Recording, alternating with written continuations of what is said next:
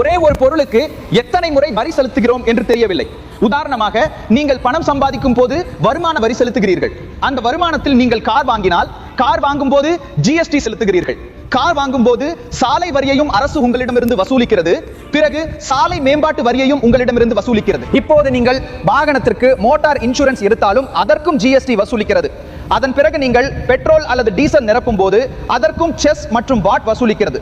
இறுதியாக நீங்கள் உங்கள் வாகனத்தை சாலையில் ஓட்டும் போது சுங்க கட்டணம் என்ற பெயரில் மக்களிடம் பணம் வசூலிக்கிறது.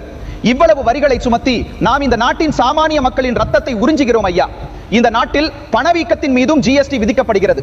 அது எப்படி விதிக்கப்படுகிறது? 100 ரூபாய்க்கு விற்கப்பட்ட ஒரு பொருள், அதற்கு 18% ஜிஎஸ்டி இருந்தது.